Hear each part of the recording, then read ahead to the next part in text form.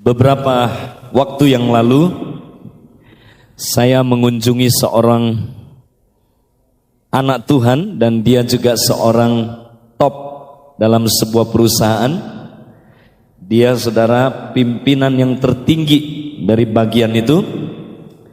Dan dia berkata kepada saya, saudara, dia bilang, tahu nggak, saya sudah berapa hari tidak bisa tidur. Kenapa? Kami bertanya kepada dia. Waktu itu saudara, saya, Bapak Edwin Cole dan teman-teman bertanya kepada dia, kenapa dia nggak bisa tidur? Dia cerita, saudara, belum pernah dalam sejarah ekonomi bangsa ini, saudara, kita dalam keadaan yang begitu genting, dalam keadaan begitu goyang. Banyak orang nggak tahu situasi kondisi hari-hari ini, saudara. Tapi kalau saudara yang peka, saudara tahu apa yang terjadi, saudaraku, di bangsa kita ini. Dia berkata, saudara, bukan cuma, saudaraku, anjlok, tapi dia pakai istilah terjun bebas, terjun payung. Sampai dia berkata, saudara, begitu mengerikan, saya terus ditelepon oleh orang-orang yang, saudara, menginvest uangnya, saudara. Dan dia berkata, begitu mengerikan, dalam waktu yang singkat bisa langsung, saudaraku, anjlok dan hancur. Saudara, kita sedang alami masa di mana, saudaraku, Allah sedang menggoncang bangsa-bangsa. Amin. Singapura digoncang, saudara. Filipina digoncang, saudara. Negara-negara ASEAN digoncang. Dan bangsa kita digoncang, saudara. The shaking sedang terjadi, saudara. Itu sebabnya, saudara, pada pagi hari ini kita mau lihat apa yang harus kita lakukan supaya kita tidak ikut tergoncang imannya. Saya percaya, saudaraku, ekonomi kita akan ikut tergoncang. Saya percaya Tuhan gak janji, saudaraku, ekonomi kita tidak ikut tergoncang. Tapi yang Tuhan janji, iman kita tidak akan tergoncang. Amin. Saya gak suka, saudaraku, ada hamba Tuhan kasih, saudaraku, apa itu ya, semacam, saudaraku, semangat yang sebenarnya gak betul, saudara. Jemaat dibius, enggak, kamu dalam keadaan begini, kamu juga akan tetap makmur. Apa sih definisi kemakmuran, saudara? Saudara, nanti kita lihat, saudaraku, Allah izinkan goncangan ini datang. Nah, kalau ini goncangan dari Allah, saudara, maka tidak bisa dihindari. Enggak bisa ditengking. Enggak bisa didoa puasain supaya dirubah. Kalau saudara tengking, saudara berurusan sama Tuhan. Berani tengking Tuhan. Kalau iblis yang bikin goncangan, saudara, kita bisa, saudaraku, menengking dia. Tapi kalau Allah yang bikin, saya mau beritahu, saudara, kalau berantem sama Allah, pasti Allah menang. Bilang sama sebelah, jangan berantem sama Allah, bilang, saudara. Karena Allah pasti menang, amin. Itu sebabnya kita mau belajar, saudara, apa maksud Tuhan dalam goncangan itu. Kita akan lihat dalam Lukas 4 ketika kami berdoa mempersiapkan khotbah minggu ini, saudara. Kami dapat ayat ini buat jemaat. Itu sebabnya pegang ayat ini, saudara. Ada janji Tuhan yang indah dalam Lukas 4 ayat yang ke-25 sampai dengan ayat yang ke-26. Haleluya. Lukas 4 ayat 25 sampai 26 kita baca semua. Sama-sama kita baca dengan suara yang keras. Lukas 4. 1, 2, 3. Dan aku berkata kepadamu, dan kataku ini benar, pada zaman Elia terdapat banyak perempuan janda di Israel.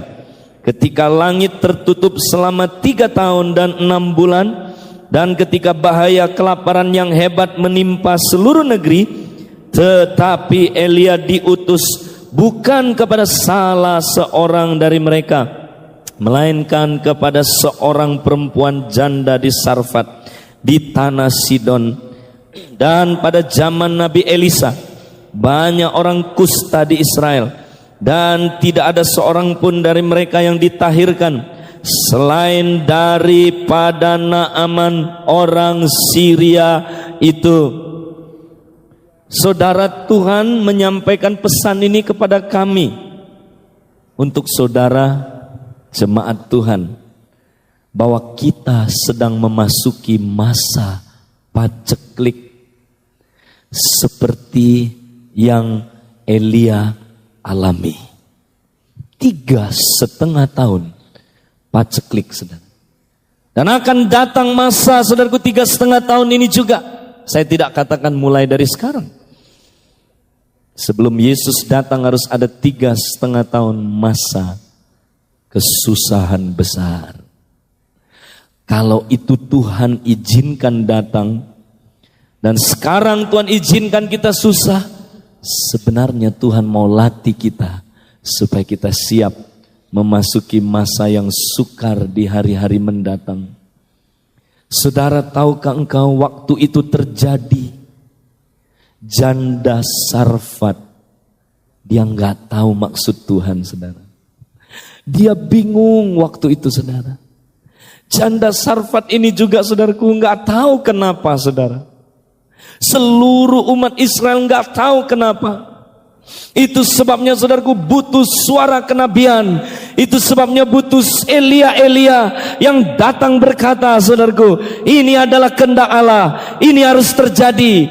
Dan itu sebabnya kita harus sabar, karena Allah melakukan sesuatu, Allah punya maksud. Allah sedang menggoncang bangsa-bangsa, saudara.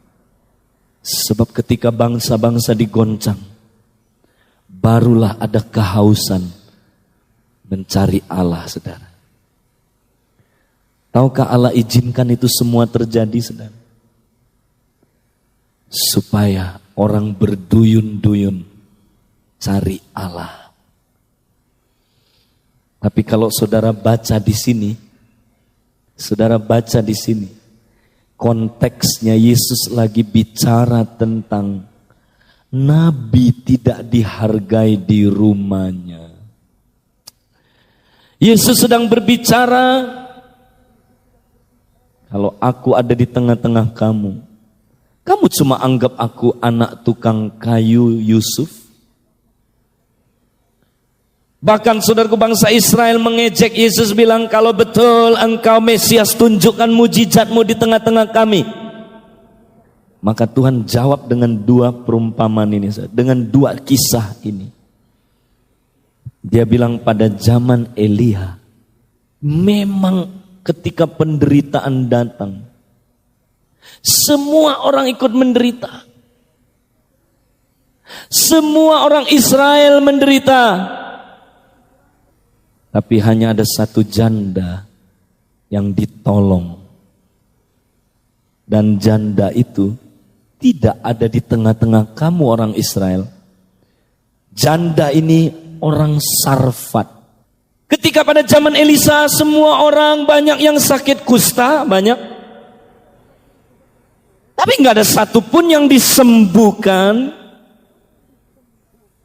Ketika saudaraku di antara kamu datang, nggak ada yang disembuhkan. Tapi hanya seorang kusta yang bernama Naaman, dan dia orang Syria, bukan orang Israel. Banyak orang Kristen ketika Allah lawat, mereka nggak bisa baca tanda-tanda zaman. Banyak orang Kristen ketika kesusahan datang dalam hidupnya, mereka bersungut-sungut persis kayak bangsa kafir. Saya ingin beritahu saudara, kita harus bisa baca tandanya. Kalau Tuhan izinkan ini terjadi, ada maksudnya, saudara. Jangan sampai kita orang Israel rohani gak ngerti maksud Tuhan. Tapi ada seorang yang nanti bukan di kalangan kita, malah yang akan dipakai Tuhan, saudara. Itu maksudnya Yesus. Saudara, hari ini Berapa banyak kita yang masih bersungut-sungut, saudara? Berapa banyak kita yang ketika ikut Tuhan, kita mulai berkata, Tuhan, kenapa sih makin ikut Engkau, aku makin penuh dengan penderitaan. Tuhan, kenapa sih aku ikut Engkau, kok malah makin susah. Tuhan, lebih baik orang itu tuh, lihat gak ikut Engkau, gemuk, seger, sehat lagi. Ya kan? Saudara bilang, Tuhan, kenapa sih kesusahan?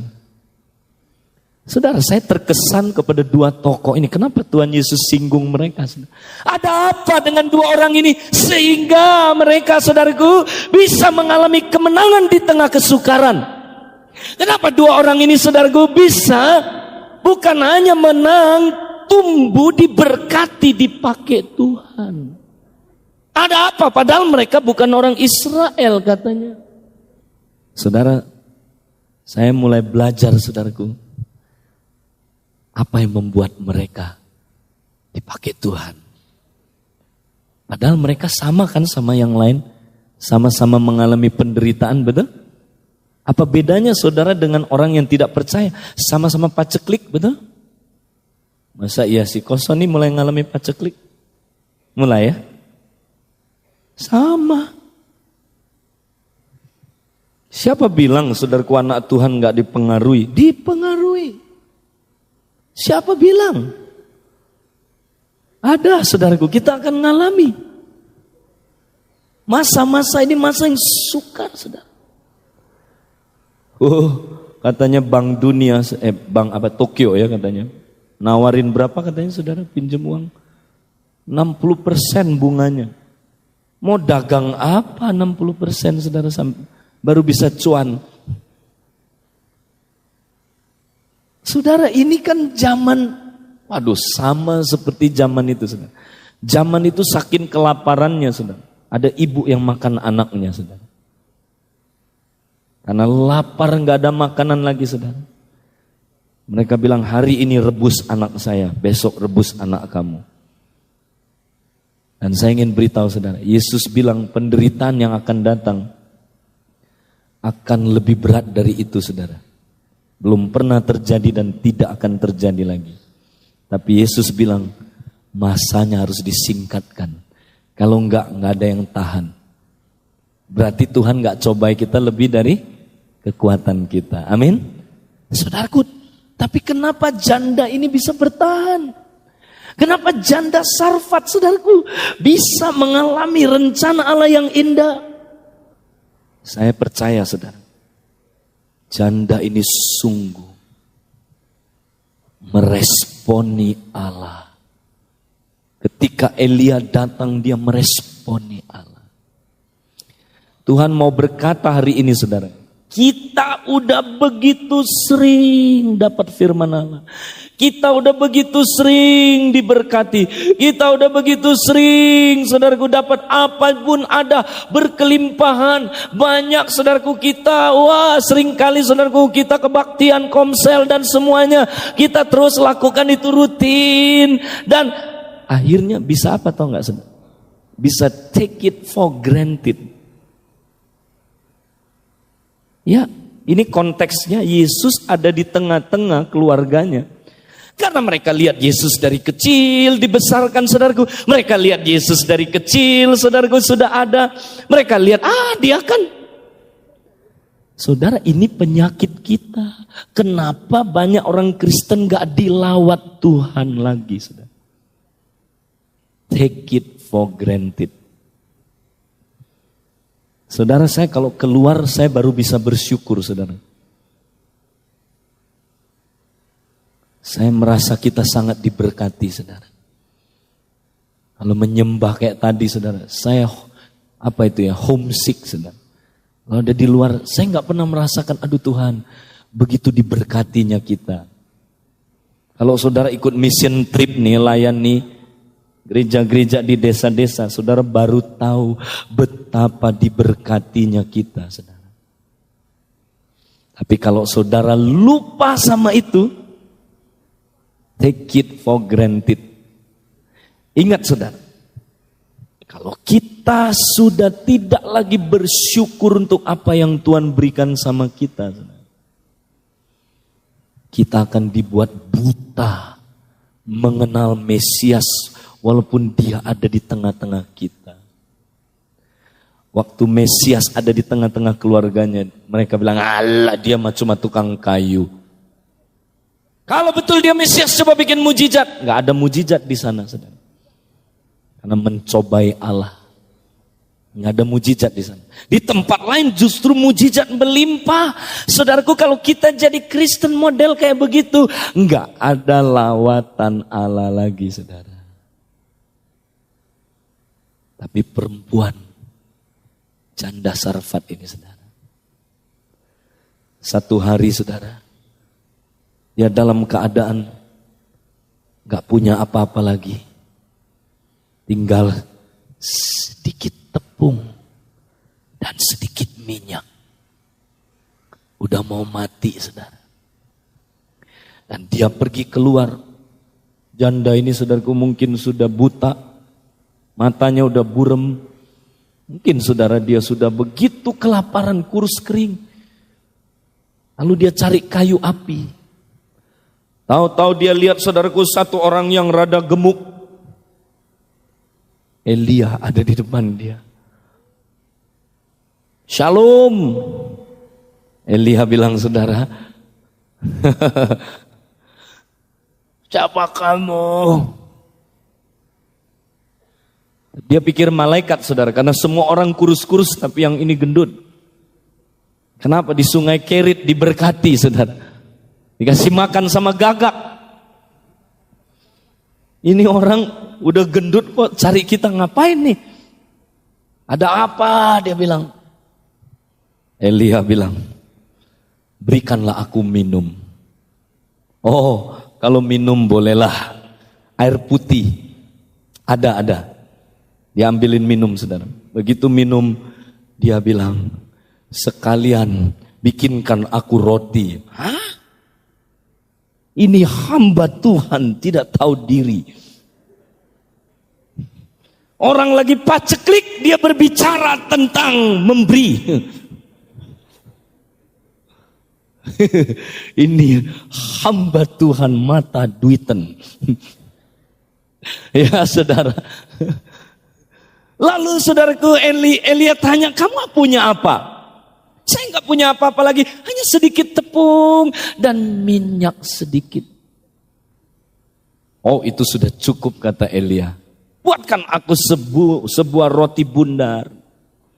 Dan sesudah itu barulah buat untuk anak-anakmu.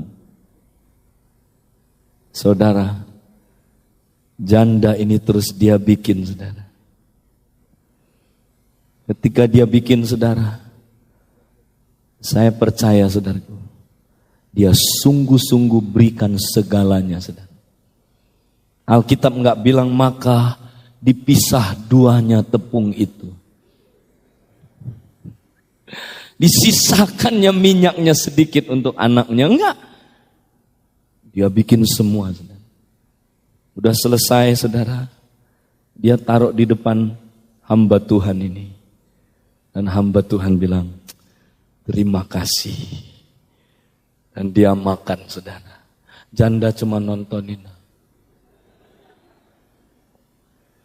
Saudara, habis Elia makan, apa yang terjadi, saudara? Ketika dia balik, saudara, dia mau bikin lagi untuk anaknya. Dia kaget. Tepung yang seberapa dia ambil, ada lagi segitu, saudara. Dia bikin lagi. Makan, dia datang lagi. Ada lagi, saudara. Minyaknya juga begitu. Ada lagi. Tuhan kasih dia banyak enggak, saudara? Banyak. Tapi cara Tuhan ngasih dikit-dikit apa sekaligus banyak? Dikit-dikit, betul? Apa Tuhan langsung jatuhin dari langit 10 karung? Gedebuk gitu, saudara? Enggak. Tuhan kasih dia dikit-dikit. Saudara, saya percaya firman ini berbicara kepada kita hari ini, saudara.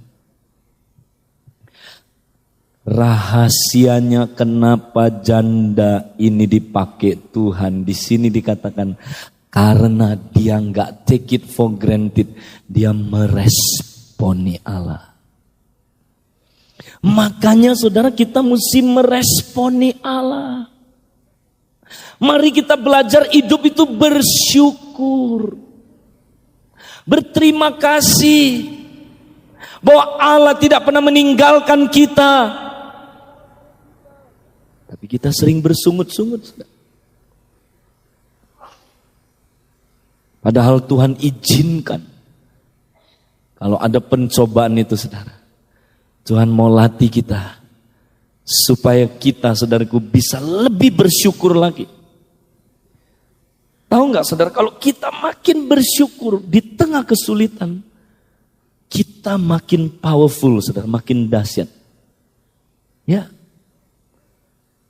Kalau kita saudaraku bersyukur ketika ada berkat, itu enggak usah saudara, orang kafir juga bisa.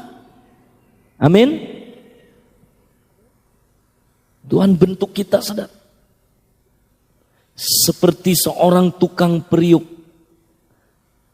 Membentuk periuk atau membentuk apa itu barang pecah belah, bejana, itu harus dengan saudaraku panas yang tinggi.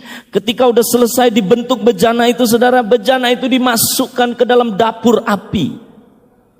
Satu hari teman saya ke Afrika saudara, dia cerita di Afrika orang membakar itu tempayan tanah liat itu saudara, tidak pakai oven seperti yang modern sekarang. Kalau sekarang pakai oven, tinggal diceret berapa menit kita mau atau berapa jam, lalu keluarlah saudaraku hasilnya sudah berupa keramik yang bagus.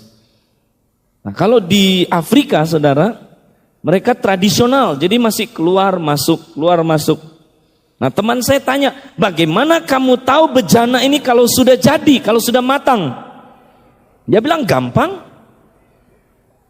Ya, kalau kami mau tahu udah matang atau belum, keluarkan dari api, lalu disentil. Kalau bunyinya ting ting ting ting, udah jadi. Tapi kalau bunyinya tok tok tok tok, masukin lagi. Engkau masih seperti yang dulu, masuk lagi. Bakar lagi, keluarin lagi. Ting ting ting, oh udah jadi. Kalau tok tok tok, engkau masih seperti dahulu, masuk lagi. Tahukah saudara, Allah sedang membentuk kita lewat kesukaran. Yesus aja menjadi sempurna itu lewat kesukaran saudara. Alkitab bilang begitu, Ibrani pasal 2, betul? Yesus disempurnakan lewat penderitaan. Nah kalau Yesus begitu, kita juga begitu. Makanya akhir zaman penderitaannya gak kira-kira. Kenapa? Karena Tuhan lagi bentuk kita supaya kita jadi, supaya kita saudaraku betul-betul seperti Kristus. Nah gimana caranya Tuhan tahu kita udah mateng atau belum? Kita disentil, dikeluarin, disentil dikit saudara. Ya, pernah disentil Tuhan? Ketika Tuhan sentil, ting ting ting, kalau bunyinya makin ting makin garing itu bagus.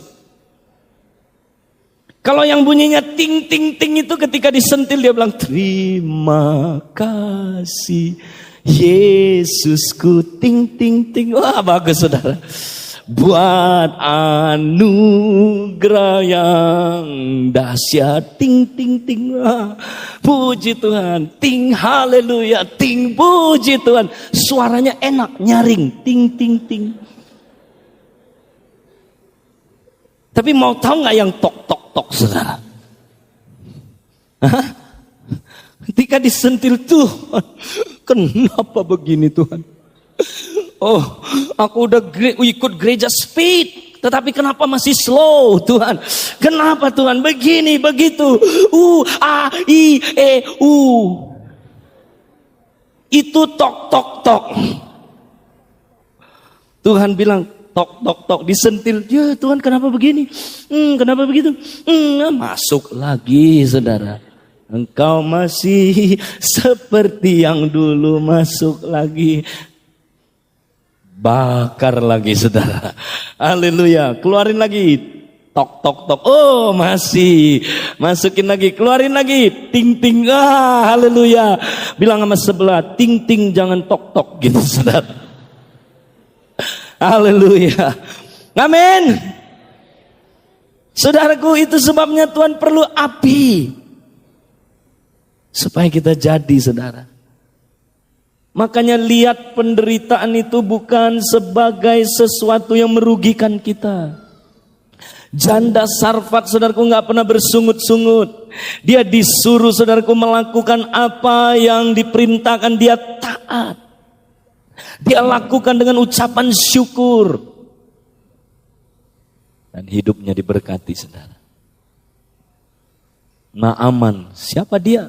Bukan orang Israel saudara. Orang Syria. Tapi gak ada katanya saudaraku orang-orang kusta yang lain disembuhkan kecuali Naaman. Kenapa? Naaman haus. Haus cari Tuhan saudara. Orang Israel udah diizinkan Allah penuh penderitaan masih gak cari Tuhan. Ada orang benar-benar sama Tuhan keras saudara. Udah diizinin Tuhan masuk dapur api masih gak sadar persoalannya saudara. Masih terus saudaraku pakai kekuatan sendiri. Tapi Naaman ketika satu hari dia lihat tubuhnya kusta. Kemudian dia bilang, celakalah aku, penyakit ini tidak ada obatnya. Tapi bersyukur ada seorang pembantunya saudara. Ya, pembantunya cinta Tuhan. Dia bilang, Pak Naaman, boleh gak saya kasih usul? Di Israel ada seorang nabi yang sangat luar biasa dipakai Tuhan. Kenapa Pak Naaman gak ke sana? Ketika Naaman dengar ini saudara, dia haus. Dia mau cari. Itu jauh loh saudara perjalanannya. Dia cari. Akhirnya ketemu saudara. Naaman walaupun saudara waktu itu dia karena gak mengerti saudara, dia disuruh selam di sungai Yordan. Sungai Yordan supaya saudara tahu waktu itu saudara kayak sungai Ciliwungnya sekarang. Coba selam 7 kali saudara. Keluar gimana saudara? Kustanya makin banyak kan kira-kira. Saudara, dia disuruh selam itu dia sempat gak mau. Secara manusia kadang-kadang kita juga begitu saudara. Kadang-kadang kita bisa gagal saudara. Tapi dia orangnya mau dinasehati saudara. Ketika dia udah mau pulang, dia kesel juga, sudah jauh-jauh datang, disuruh selam di kali begini. Dia bilang, emangnya di tempat kita kurang kali? Kita juga punya sungai Parpar dan sungai Damsik. Gede-gede, jernih-jernih lagi airnya. Kita disuruh selam di sungai begini. Tapi saudara, hambanya berkata begini, Baginda, Tuhan, kenapa Tuhan gak coba? Jangan-jangan apa yang dia bilang itu benar. Dia stop kudanya saudara. Benar juga ya. Saudara, dan dia mulai masuk ke air itu saudara. Celup 7 kali. Saudara, ketika dia keluar kali yang ke-7, lukanya saudaraku, semua kustanya hilang. Dia disembuhkan langsung saudara. Kenapa? Karena dia haus. Dia meresponi Allah. Berapa banyak kita yang meresponi Allah? Goncangan ini adalah tanda Allah sedang bekerja. Saudara, itu sebabnya kita jangan lari. Ketika kesukaran datang jangan lari. Ada satu keluarga di dalam kitab Rut namanya keluarga Elimelech dan istrinya namanya Naomi. Saudaraku, ketika mereka mengalami kesukaran masa kelaparan di Bethlehem Yehuda, Mereka pindah ke Moab. Padahal keluarga ini bagus loh dari namanya. Elimelech itu artinya Allah adalah rajaku. Saudara. Bagus gak? Bagus. Kalau Allah adalah rajanya berarti Allah yang memimpin hidupnya. Allah yang menolong hidupnya. Allah yang bertanggung jawab atas hidupnya. Takut apa dia? Apalagi tinggalnya di kota Bethlehem. Kota Bethlehem artinya kota roti. Tapi ketika kesukaran datang, mereka tidak cari Allah. Mereka tidak cari raja mereka. Nah inilah payahnya saudara kalau keluarga pria-pria tidak cari Allah. Elimelech tidak cari Allah. Repot saudara. Makanya saya bersyukur kalau Edwin Cole datang supaya pria-pria bangkit. Saya mau minta, coba pria-pria angkat tangan. Boleh pria-pria angkat tangan, berapa banyak? Oke, wanita sekarang angkat tangan. Oh, rasanya pria-pria di sini cuma 45%. 40 mungkin. Belum terlalu sehat. Yang sehat pria paling sedikit harus 51%. Harus menduduki saham terbanyak. Ya saudara, itu baru sehat gereja. Saudara banyak gereja, saudara perempuan-perempuan terus. Bukannya apa ya, saudara pelayanan wanita tidak penting, bukan, penting. Tapi kalau pria-pria nggak bangkit, saudara, wih repot sekali, saudara. Dunia gereja sekarang yang dilayani wanita terus, saudara. Wanita yang banyak dikonseling, lihat pria jarang konseling, betul nggak? Wanita terus, hamba Tuhan dengerin dong ya cerita, saudara. Alkitab bilang, saudara, kalau seorang wanita mau belajar apa-apa, dia harus belajar dari suaminya di rumah. 1 Korintus 14, berarti suaminya yang mesti ngajarin dia. Apakah wanita nggak boleh konseling? Boleh, tidak salah, saudara. Tapi sekarang udah terbalik, hamba Tuhan konseling wanita terus.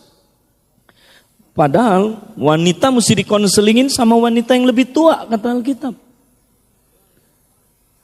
Lalu pastor, hamba-hamba Tuhan tugasnya apa? Memuridkan pria-pria.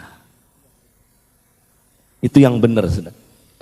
Kalau pria dimuridkan, saudara, maka lain.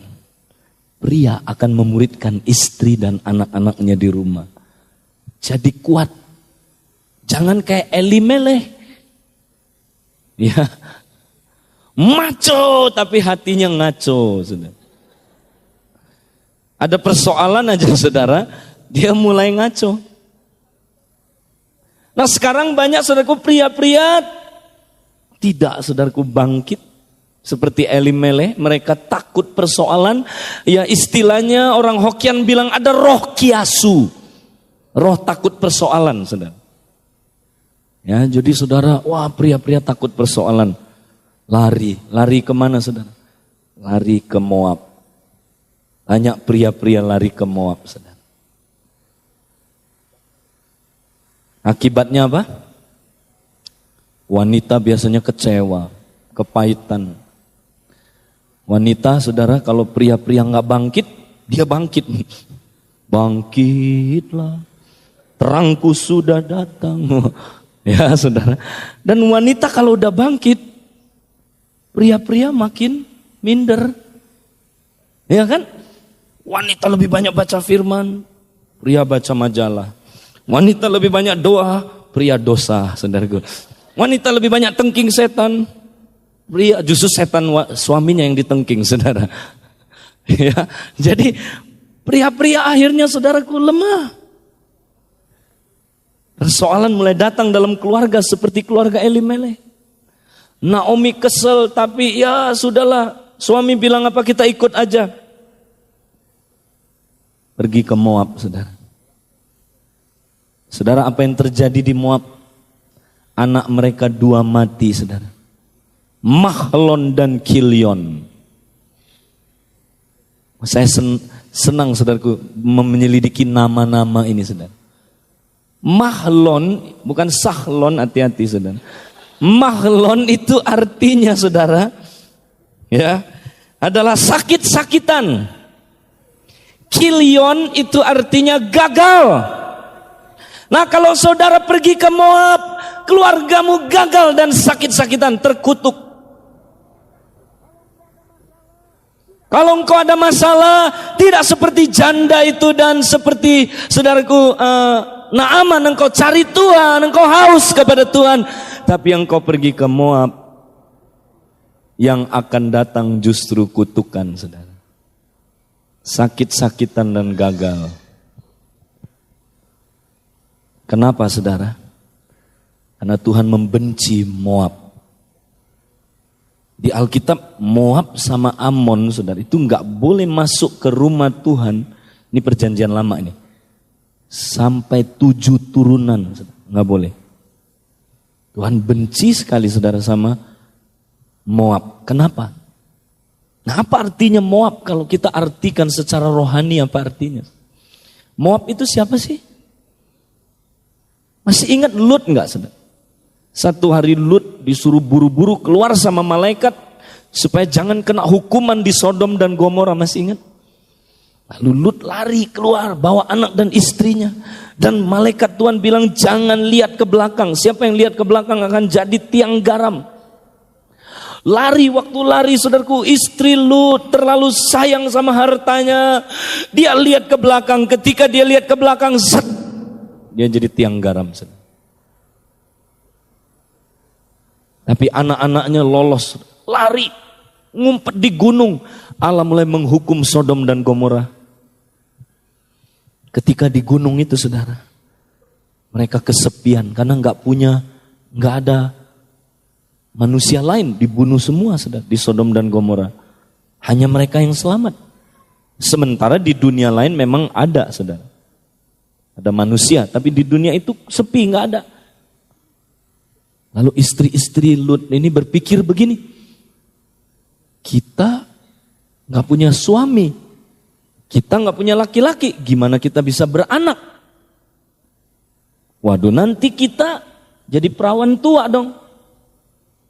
Saudara, lalu mereka mulai berpikir gimana cari akal supaya bisa punya keturunan. Maka mereka pun suruh bapaknya mabuk. Setelah bapaknya mabuk, nggak tahu, lupa, mereka, saudaraku, tidur dengan papanya. Dan akhirnya dua-duanya hamil, saudara. Belum pernah ya lihat, kalau udah sering dengar bapak perkosa anak, sering ya. Tapi ini anak perkosa bapak. Pos kota pun jarang keluar. Betul nggak? Tapi pos surga ada, saudara. Belum pernah dengar, saudaraku, ini wah mengerikan sekali. Anak perkosa bapak. Tekdung, saudara. Dan 2 anak ini, satu diberi nama Amon, satu diberi nama Moab. Dan inilah keturunan orang Amon dan Moab yang dibenci. Sampai 7 turunan gak boleh masuk bait Allah. Kenapa, saudara? Apa sih artinya, saudara? Saya mau tanya, saudara.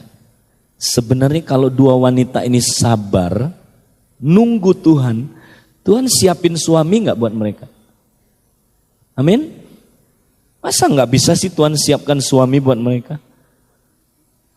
Artinya apa? Artinya di tengah kesukaran, di tengah kesulitan, mereka tidak cari Tuhan, tapi mereka memakai cara manusia menyelesaikan masalah. Jadi Moab artinya adalah menggunakan cara manusia menyelesaikan kesulitan. Terkutuklah orang yang mengandalkan manusia. Itu sebabnya, saudara, Tuhan gak mau kita pakai cara Moab. Mari kita setia, saudara. Sekarang kita sedang mengalami kesukaran. Jangan ada yang pakai cara Moab. Amin. Banyak kita pakai cara Moab, saudara. Kita suami istri lagi kesel-keselan. Gak kuat lagi. Saya ngerti saudara. Ada suami istri yang sedang berantem. Barangkali di sini ada saudara yang sedang lari dari suamimu, atau engkau mengalami satu persoalan yang begitu berat dengan istrimu. Engkau berkata begini, Tuhan, lebih baik cerai saja. Cerai bukan jalan keluar, saudara. Cerai adalah cara manusia untuk memecahkan kesulitan, saudara. Cerai adalah Moab. Saudara, coba engkau cerai, engkau akan makin parah hidupnya, saudara. Di tengah-tengah dunia yang sudah parah ini akan lebih parah lagi, saudara. Jangan pakai cara Moab. Engkau enggak cocok dengan seseorang di Komsel. Engkau bilang, Tuhan, singkirkanlah gorila yang satu ini, Tuhan. Kalau bisa aku tidak ketemu dengan dia. Lalu saudara mau pindah Komsel. Pindah Komsel karena ada persoalan, bukan cara Allah. Amin, itu cara manusia. Cara Allah adalah selesaikan, ampuni dia, amin. Tapi nggak bisa Pak Edi. Memang kita nggak bisa. Hanya Allah yang bisa, saudara. Memang program Tuhan sekarang lagi bikin kita nggak bisa. Amin. Siapa yang merasa kira-kira begitu hidupnya, saudara? Kayaknya Tuhan memang betul menunjukin kita nggak bisa gitu. Coba angkat tangan. Ih, dikit bener ya. Oh, yang lain saya doakan supaya merasakan itu, saudara. Sebab saya lagi ngalami, saudara, bahwa saya nggak bisa. Amin. Saya nggak bisa. Kita nggak bisa, saudara, tanpa Tuhan. Betul-betul Tuhan lagi bikin kita, saudaraku, izinkan kita ngalami persoalan supaya kita merasakan betul kita nggak mampu. Ketika itulah, saudara, dia akan menyatakan kuasanya. Ya, jangan pakai cara Moab. Anak kita belum dapat jodoh.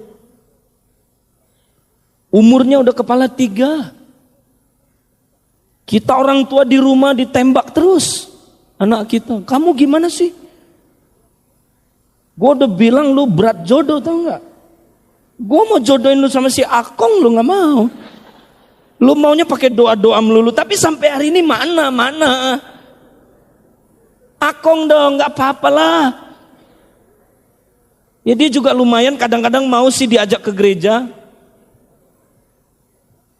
Ya saudara. Yang penting kan kaya, atau dia kaya. Saudara, kita tembak terus rudal-rudal itu. Akhirnya orang Kristen nyerah, saudara. Banyak orang Kristen nyerah. Sudahlah, turun harga aja deh. Bikin di iklan, ya dicari jodoh. Ya, seorang pria begini, duda juga boleh, nggak apa-apa. Persis kayak iklan mobil pakai AC pelek racing, saudaraku. Ya, turun harga aja deh. Moab. Itu jalan Moab, saudara. Hai yang masih muda-muda mau ikut Moab. Coba lihat kiri kanan kalau ada yang belum. Coba tanya sama sebelah, saudara, udah nikah belum? Bilang sama yang belum nikah, jangan nikah di Moab, bilang saudara. Amin, yang belum nikah. Kok aminnya sedikit? Oh, udah nikah semua sih ya. Coba yang belum nikah, saya mau lihat tangan saudara. Doain saudara. Mau menikah dengan di Bethlehem? Jangan di Moab ya. Jangan mau kawin sama saudaraku yang bukan anak Tuhan. Kalau bukan anak Tuhan, anak siapa? Anak hantu, ya kan? Saudara yang bilang kan, lah kalau kita kawin sama anaknya si iblis, berarti mertua kita iblis. Makanya nggak heran dia bikin susah kita. Sebab masih keluarga kan. Ya saudara, jangan mau kita hanya mau menikah dengan jalan Tuhan. Saudara, Paulus anjurin lebih baik tidak menikah di akhir zaman ini daripada saudara nikah sekedar memenuhi keinginan nafsu dan saudara akan menderita seumur hidup saudara. Belajar jangan ikut-ikutan kena Moab saudara. Apalagi jalan Moab. Ketika paceklik datang, kita lagi susah keuangan, iblis bilang jangan memberi kepada Tuhan. Ya, nabung banyak-banyak. Moab. Saudaraku, ketika satu hari Ishak lagi paceklik, dia tergoda lari ke Mesir, tapi dia nggak mau, saudara. Walaupun dia tinggal satu kaleng benih, dia tabur benihnya, saudara. Haleluya. Memang dia mesti kelaparan sedikit, tapi dia tabur, saudara. Dia tahu, hanya dengan menabur, dia menuai. Saudara, di masa sukar ini, hati-hati, iblis mau ajak saudara Moab. Kita hanya diberkati kalau kita memberi. Jangan berhenti memberi. Kepada Tuhan, kepada orang yang membutuhkan. Amin. Jangan berhenti memberi. Terus.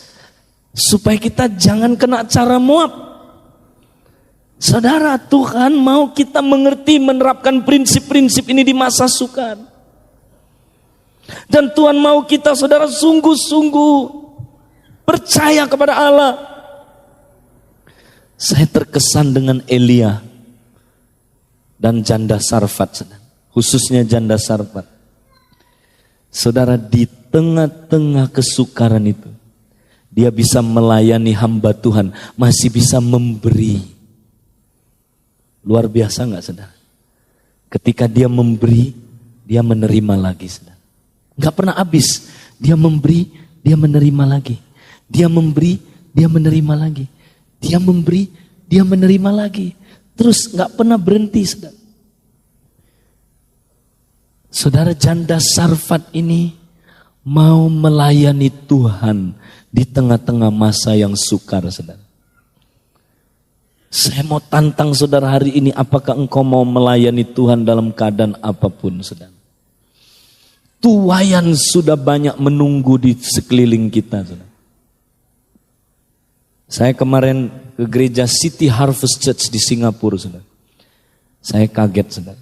Gereja ini 74% adalah jiwa yang berasal dari non-Kristen. 74%. Makanya gereja ini mulai ditekan, saudara, sama orang-orang yang gak menyukai mereka. Dari oknum-oknum tertentu pemerintahan. Mulai tekan. Gembalanya diwawancarain berpuluh-puluh kali, saudara. Nah, mulai ditekan, saudara. Saudara tahu, begitu dahsyatnya tuayan Tuhan. Dia cerita sama saya, minggu lalu hamba Tuhannya khotbah tentang saat teduh. Nah iya, tentang saat teduh, bukan nginjil. Khotbah saat teduh, terus tantang siapa yang mau terima Yesus. Saudara tahu gak, maju ke depan 100 orang. Belum nginjil, baru khotbah saat teduh. Ini masa penuaian, saudara. Mereka begitu sibuk memelihara jiwa baru ini, saudara. Sampai satu orang PKS itu pegang 4-5 komsel. Tapi mereka gak ngeluh, saudara. Gak bersungut-sungut.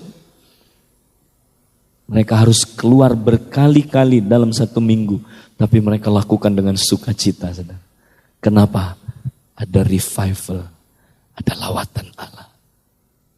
Hari ini, saudara, jangan lihat kesusahanmu, saudara. Belajar hidup mengucap syukur sederhana. Amin. Jangan ada yang hutang. Satu ayat terakhir kita akan baca, saudara, dalam Filipi pasal 4 ayat 11. Saya mau bacakan buat saudara sebelum kita doa. Filipi 4 ayat 11. Mari kita baca. Kukatakan ini bukanlah karena kekurangan. Ya. Bukan karena aku kekurangan. Sebab aku telah belajar mencukupkan diri dalam apa? Segala keadaan. Saudara, menurut ayat ini orang Kristen kekurangan enggak? Tidak. Amin. Tidak akan kekurangan. Tapi dengar, Tuhan enggak janji kita selalu kaya. Tidak kekurangan, ya, Tuhan janji itu. Sebab tiap hari makanan kita diberi per hari sama Tuhan. Amin. Tidak kekurangan. Tapi kalau kaya belum tentu. Nah, jadi kalau keadaan saudaraku memang keadaannya kita berlimpah, bersyukurlah. Tapi ada masa pas-pasan. Tuhan ajar kita belajarlah menyesuaikan diri dengan setiap keadaan. Di sini bedanya ajaran kemakmuran dengan kita. Kami nggak percaya ajaran kemakmuran, saudara. Kalau kemakmuran ajarin begini, miskin itu dosa, miskin itu terkutuk. Memang ada orang miskin terkutuk karena terkutuk, tapi nggak semuanya.